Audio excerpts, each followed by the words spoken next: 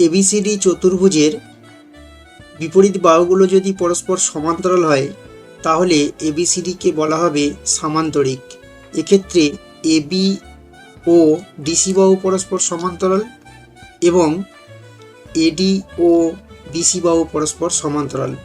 সুতরাং সামান্তরিকের সংজ্ঞানুসারে আমরা বলতে পারি চতুর্ভুজের বিপরীত বাহুগুলি পরস্পর সমান্তরাল হলে তাকে সামান্তরিক বলে। সামান্তরিকের বৈশিষ্ট্য হলো বিপরীত বাহুগুলি পরস্পর সমান ও সমান্তরাল হবে। মনে রাখতে হবে একটি চতুর্ভুজের বিপরীত বাহুগুলো যদি পরস্পর সমান হয় তাহলে তারা সমান্তরাল হবে।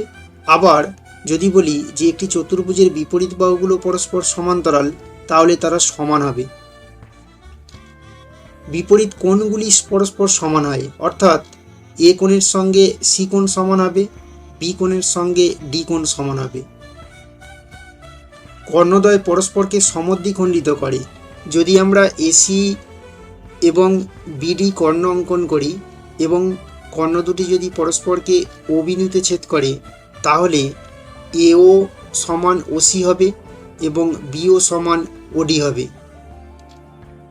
প্রতিটি কর্ণ সামান্তরিককে দুটি সর্বসম ত্রিভুজে বিভক্ত করে, অর্থাৎ এসি কর্ণের সাপেক্ষে এডিসি ত্রিভুজ এবং এবিসি ত্রিভুজ পরস্পর সর্বসম হবে।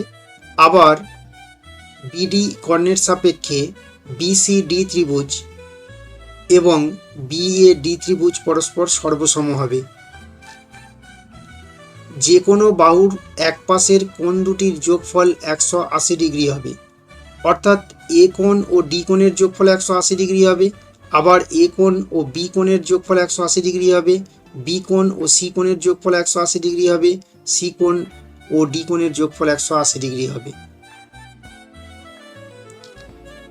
এবিসিডি সামান্তরিকের একটি কোণ সমকোণ হলে সামান্তরিকটিকে একটি আয়তক্ষেত্র বলা হয়।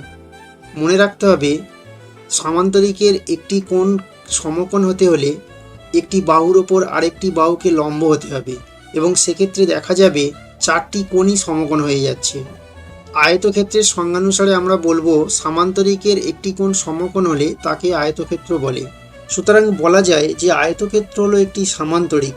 কাজেই সামান্তরিকের যা কিছু বৈশিষ্ট্য আমরা আগে জেনেছি আয়তক্ষেত্রের সেই বৈশিষ্ট্যগুলো থাকবে। তবে সামান্তরিকের সঙ্গে আয়তক্ষেত্রের পার্থক্য হলো সামান্তরিকের কর্ণ দুটি সমান নয়, কিন্তু আয়তক্ষেত্রের কর্ণ দুটির মান সমান হবে। অর্থাৎ এসি এবং বিডি কর্ণ দুটি এক্ষেত্রে সমান হবে। সামান্তরিকের বিপরীত কোণগুলি সমান হয়, কিন্তু আয়তক্ষেত্রের সবগুলি কোণ সমান এবং প্রতিটি কোণের মান 90 ডিগ্রি।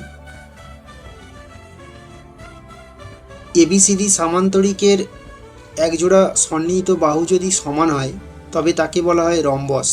সুতরাং রম্বসের সংজ্ঞানুসারে আমরা বলবো সামান্তরিকের একজোড়া সন্নিহিত বাহু সমান হলে তাকে রম্বস বলে। যেহেতু রম্বস একটি সামান্তরিক তাই সামান্তরিকের সমস্ত বৈশিষ্ট্য রম্বসেরও বৈশিষ্ট্য হবে। এখন সামান্তরিকের সঙ্গে রম্বসের মূল যে পার্থক্য রয়েছে সেই পার্থক্যগুলি হলো সামান্তরিকের বিপরীত বাহুগুলি সমান কিন্তু রম্বসের সবগুলি বাহু সমান। সামান্তরিকের কর্ণ দুটি সমদ্বিখণ্ডিত করে কিন্তু সমকোণ উৎপন্ন করে না, অর্থাৎ কর্ণ দুটি সমকোণে সমদ্বিখণ্ডিত করে না, কিন্তু রম্বসের কর্ণ দুটি সমকোণে সমদ্বিখণ্ডিত করে।